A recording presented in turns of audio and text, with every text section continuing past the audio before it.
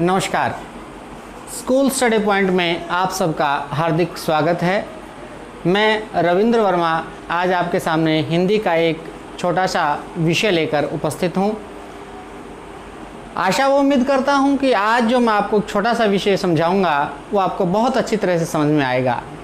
समय की महत्ता का ध्यान रखते हुए हम सीधे विषय पर चलते हैं और आज का हमारा विषय है कारक।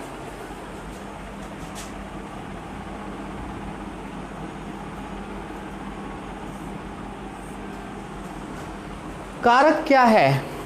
अपने पास व्याकरण में बहुत सारी चीज़ें होती हैं।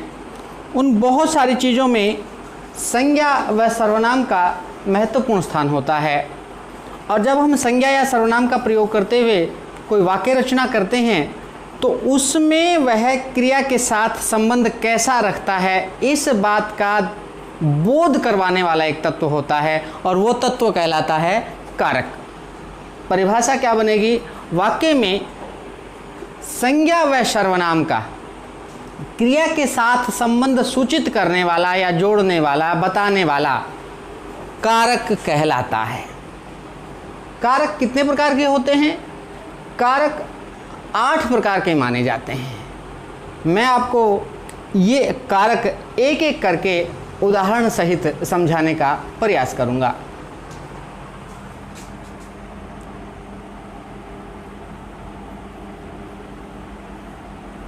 कारक के प्रकार या भेद।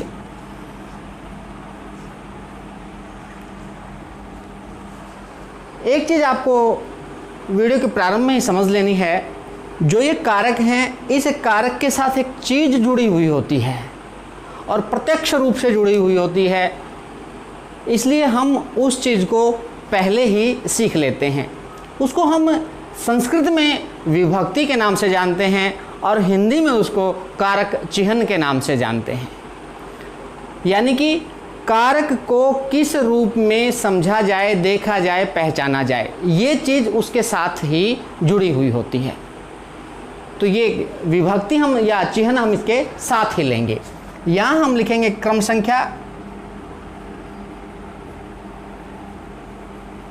यहाँ कारक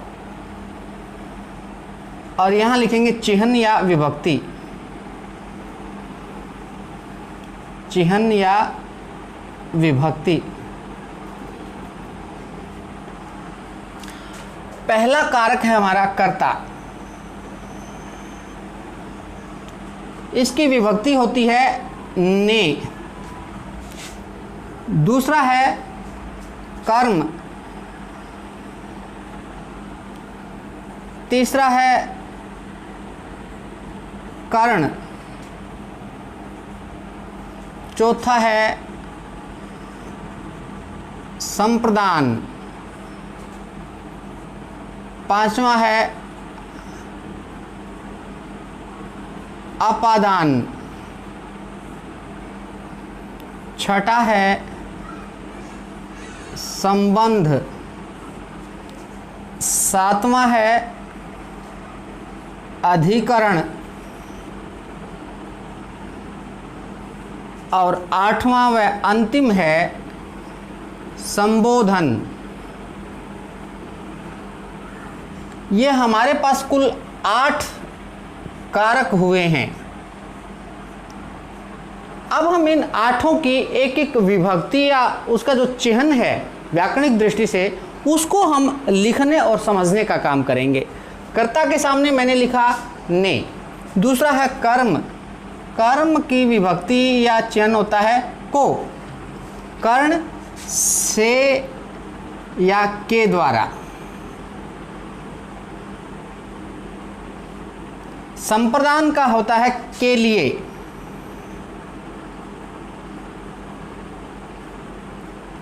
अपादान का होता है से और इसमें भाव पाया जाता है अलग होने का। इसको हम अलगाव की स्थिति भी कह सकते हैं क्योंकि यहाँ से आया हुआ है और कर्ण में भी से आया हुआ है। समझाते हुए मैं इन दोनों को अलग अलग आपको अलग करूँगा। संबंध होता है का, के, की उसके पश्चात है अधिकरण। अधिकरण का होता है में, पर, और संबोधन में होता है हे, अरे, अजी आदि संबोधन सूचक शब्द हम यहाँ इस्तेमाल करते हैं। ये मैंने आपके सामने 8 कारक और 8 की विभक्ति या चिन्ह लिखे। अब आगे का विवरण समझने से पहले आपको 3 चीज़ें मैं आप स्पष्ट रूप से समझा देना चाहता हूँ। पहली चीज़ तो आपको समझनी है, ये जो विभक्तियाँ या चिन्ह हैं ये कारक के साथ किस प्रकार जुड़े हुए हैं। देखिए, संज्ञा अगर है तो उस समय ये विभक्तियां आपको विश्लिष्ट रूप में मिलेंगी। विश्लिष्ट।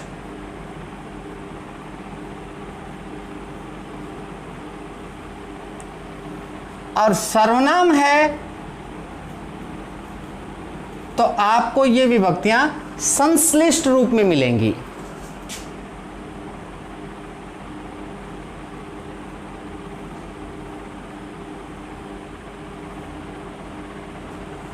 ये विश्लिष्ट और संश्लिष्ट रूप क्या है?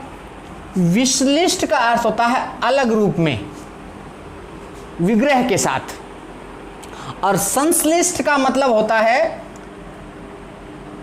इकट्ठा, जुड़ करके, समास के रूप में।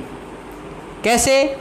संज्ञा के साथ है, जैसे राम है तो राम ने, ये इसका विश्लिष्ट रूप है।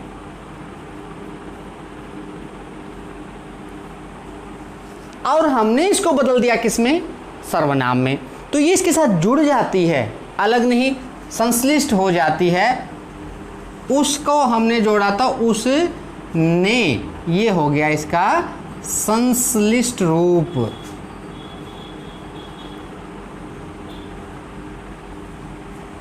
तो ये 2 चीज़ें हमें इसमें ध्यान रखनी है। अब हम बात करते हैं यहाँ पहले कारक की। हमारा पहला कारक है कर्ता कारक।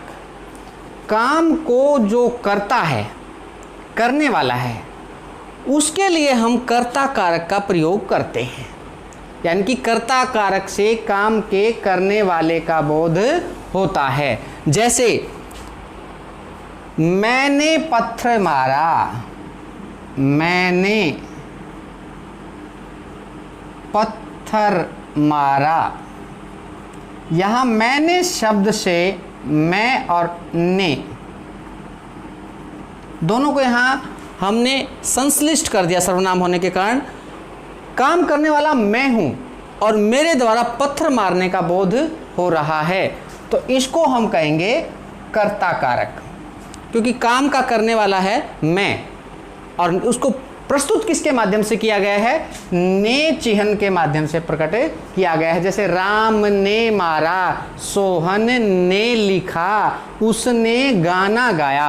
अब ये जो ने है ये हमारे कर्ता का द्योतक है और कर्ता का बोध करवाता है। दूसरा जो कारक है वो है कर्म।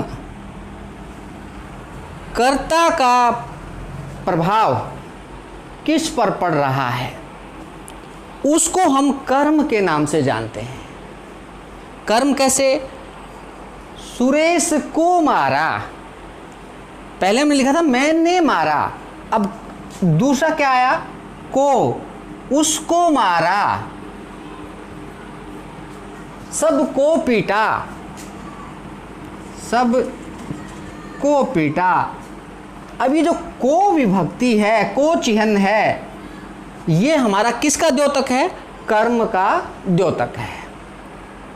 तीसरा जो है हमारा कर्ण कारक है। कर्ण क्या होता है? जिससे हमें काम किससे किया जा रहा है उसका बोध होता है। क्रिया का व्यापार किस के माध्यम से हो रहा है उसका बोध होता है। काम किसके माध्यम से हुआ? जैसे पेन से लिखता है, पेन से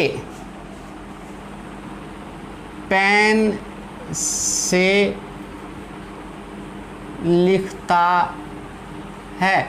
अब यहाँ लिखने का काम किससे हो रहा है? पेन। तो इस पेन माध्यम का बोध हमें से चिह्न से होता है। यहाँ पर से और के द्वारा है, पेन के द्वारा लिखता है या पेन से लिखता है। इन दोनों को ही हम क्या कहेंगे? कर्ण कारक। बंदूक से मारता है, तलवार से मारता है, गोली से मारता है, पांव से भागता है, हाथ से पीटता है। अब ये जो से है यहाँ या के द्वारा है, ये हमारा कर्ण कारक है। चौथा हमारा है संप्रदान, जिसके लिए काम या क्रिया की जा रही है, जिसके लिए क्रिया को किया जा रहा है या काम को किया जा रहा है, उसको हम क्या कहते हैं? संप्रदान कारक। जैसे पिता पुत्र के लिए कमाता है,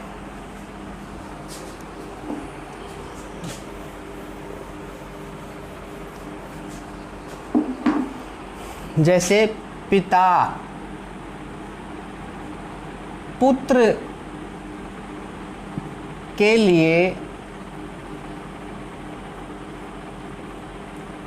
कमाता है। अब यहां पिता जो कार्य कर रहा है वो पुत्र के लिए है। ये जो के लिए शब्द है, ये हमारा चिह्न है संप्रदान का। वह मेहनत के लिए खेत में जा रहा है, यानी के लिए का वहां प्रयोग किया जाता है। इसको हम कहेंगे संप्रदान कारक। अगला हमारा जो आता है वो है अपादान कारक। ये क्या होता है? से तो इसमें चिह्न होगा क्योंकि से पहले भी आया है, लेकिन एक इसकी विशेष पहचान है, यहाँ उसके अलग होने का भाव प्रकट होता है, यानी दो के अलगाव की स्थिति उसमें होती है। वृक्षात पत्राणि पतंती, वृक्ष से पत्ते गिरते हैं। वृक्ष से पत्ते गिरते हैं।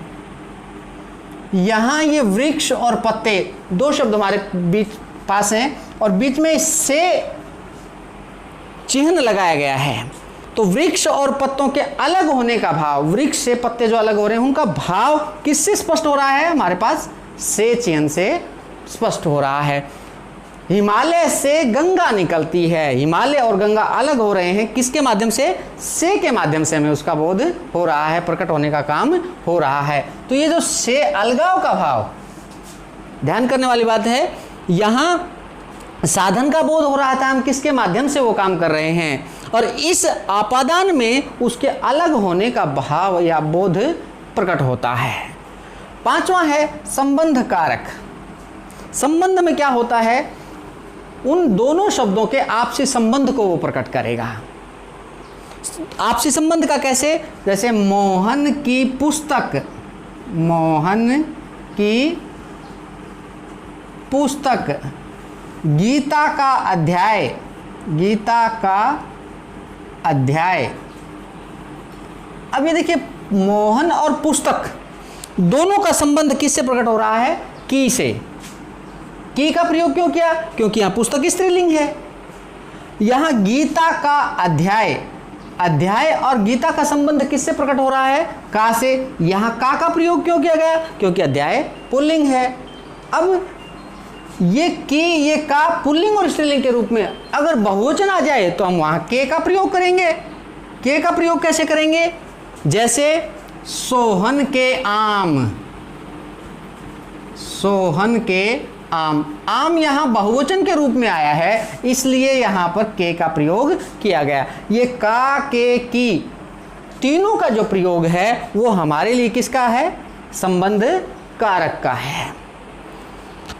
सातवां जो हमारा वो है अधिकरण कारक। अधिकरण कारक में क्या होता है? आधार का बोध होता है, किसके ऊपर वो कार्य हो रहा है, उस आधार को हम अधिकरण कारक के रूप में लेते हैं। जैसे छत पर बंदर है, में भी है, पर भी है, दोनों विभक्तियों का, दोनों चिन्हों का प्रयोग हम यहाँ कर सकते हैं। जैसे घड़े में पानी है, घड़े में पानी है। अब पानी का आधार क्या है? घड़ा। अब इसको हमने प्रकट किससे किया है? में से प्रकट किया है। और ये में जो चिन्ह है ये आपका अधिकरण कारक है। पेड़ के ऊपर बंदर है। इस प्रकार हम किसी प्रकार का उदाहरण जोड़ना चाहें तो इसके माध्यम, अधिकरण कारक में हम में और पर के माध्यम से जोड़ सकते हैं। इसमें दोनों आते हैं। अंतिम है हमारा संबोधन कारक। संबोधन कारक क्या होता है? जिसमें हम दूसरे को संबोधित करने, पुकारने या बोलने का काम करते हैं। ऐसे कारक किस में आते हैं? संबोधन कारक में आते हैं। जैसे बाप रे बाप। एक छोटा सा उदाहरण मैं यहाँ लिखकर आपको दिखाता हूँ।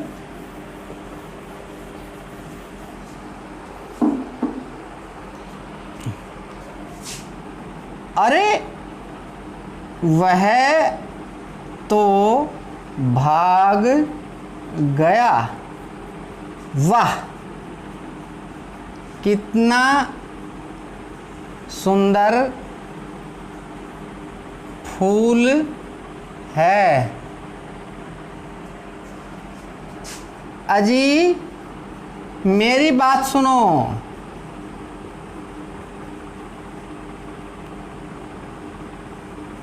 अब ये देखिए, अरे वाह अजी, हालांकि हैं तो ये मन के भाव को प्रकट करने वाले विस्मय सूचक जो शब्द होते हैं, यहाँ आकर हमारे लिए किसका काम कर रहे हैं? संबोधन का काम कर रहे हैं। यहाँ किसी को पुकारा जा रहा है अजी शब्द का प्रयोग करके। और ध्यान देने वाली बात यह है, जो ये अपना संबोधन कारक होता है इसमें आपके साथ विस्मय आदि बोधक चिन्ह मिलेगा। वाह के बाद विस्मय आदि बोधक चिन्ह है, अरे के बाद, अजी के बाद ये जो अरे वाह अजी, ये जो शब्द हैं ये आपके लिए संबोधन कारक का काम करते हैं। तो इस प्रकार आपके सामने ये 8 भेद कारक के मैंने किए। एक चीज़ मैं आपको ज़रूर बता देता हूँ, कुछ शब्द ऐसे भी हैं जो हमारे इन सभी सर्वनाम को एक में ही लपेटने का काम कर लेते हैं। हालांकि 1-2 उसमें रह जाते हैं, फिर भी आसानी के लिए हम उसको समझ सकते हैं। जैसे कर्ता का है राम ने, दूसरा है को, रावण को, तीसरा है कर्ण, बाण से, चौथा है संप्रदान, सीता के लिए,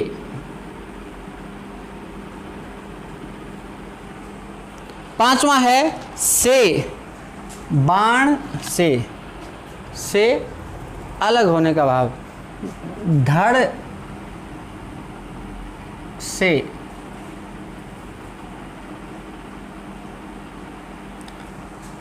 धड़ भी, क्योंकि धड़ तो काटी नहीं गई थी, अलग अलग आ गए थे। पेट आया था, पेट,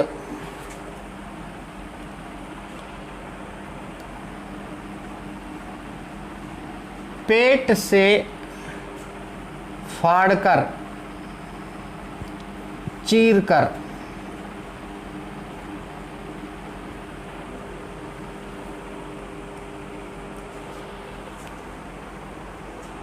मार, राम ने रावण को मार दिया। यहां हमारे पास 5 कारक एक में ही आ गए। पांचों कारक एक में आने से हमारे पास आसान उदाहरण हो जाते हैं। तो इस प्रकार चाहें तो हम इनको समेटने का काम भी कर सकते हैं। एक चीज़ जो वीडियो के अंत में मैं आपको बताऊंगा वो आपको विशेष ध्यान करनी है। ये जो कारक है अपने आप में कुछ नहीं है, शून्य, जीरो। जो दो चीज़ें मैंने आपको पहले बताई थी, संज्ञा के साथ विश्लिष्ट, सर्वनाम के साथ संश्लिष्ट और स्वम अर्थ रहित, ये 3 विशेषताएं हैं इसकी। स्वम अर्थ रहित, लेकिन दूसरे के साथ जुड़ करके उनको ठीक करने का काम कर देता है। इसका स्वयं का अपना कोई अर्थ नहीं है। जैसे हम कहना चाहें ने, कोई अर्थ उसका नहीं निकलेगा और कोई वो समझ में आने वाला काम भी नहीं करेगा। ने, को, अगर हम इस प्रकार का बोलते रहें, शाब्दिक दृष्टि से, व्याकरणिक दृष्टि से इनका अपना कोई अर्थ नहीं निकलेगा। मगर इन शब्दों में जब ये जुड़ते हैं, राम के साथ जुड़ा ने, तो इसने इसका काम पूरा कर दिया। राम ने, कर्ता का कार्य हुआ। इसी प्रकार रावण को, यहाँ को जुड़ा तो रावण के साथ उसका कार्य पूर्ण हो गया और अर्थवान हो गया और अर्थयुक्त हो गया। इस प्रकार हमारे सामने ये कारक हैं। पहले कारक की हमने परिभाषा की और उसके पश्चात फिर 8 भेद करते हुए हमने ये 3 चीज़ें सीखी कि संज्ञा के साथ कारक का विश्लिष्ट प्रयोग किया जाता है, सर्वनाम के साथ इसका संश्लिष्ट प्रयोग किया जाता है और स्वयं ये अर्थहीन होते हैं मगर दूसरों के साथ जुड़कर आ जाते हैं। जैसे निपात जो होता है अपना, निपात भी अर्थहीन होता है, लेकिन दूसरे के साथ जुड़कर वह या तो उसका अर्थ बदल देता है या उसको प्रभावशाली बना देता है। जैसे वो क्या होते हैं, ही, तो, भी, इनका अपना कोई अर्थ नहीं है मगर ये दूसरों के साथ जुड़कर मैं ही तो जा रहा हूँ, मैं जा रहा हूँ। हालांकि ये अलग बिंदु है, इसको हम अगली किसी वीडियो में करेंगे, मगर इसलिए समझा रहा हूँ ये इसके साथ क्योंकि इनका अपना कोई अर्थ नहीं है। इसी प्रकार इनका भी अपना कोई अर्थ नहीं है मगर ये जुड़ करके इनको सार्थक बना देते हैं, इनको पूर्ण कर देते हैं। उम्मीद करता हूं जो कारक का अध्याय एक छोटा सा मैंने आपको समझाया वो आपके समझ में आया होगा। अगर आपको अच्छा लगे तो लाइक करें, शेयर करें, सब्सक्राइब करें, दूसरों को बताएं और अगले वीडियो का आप इंतजार करें। धन्यवाद, नमस्कार।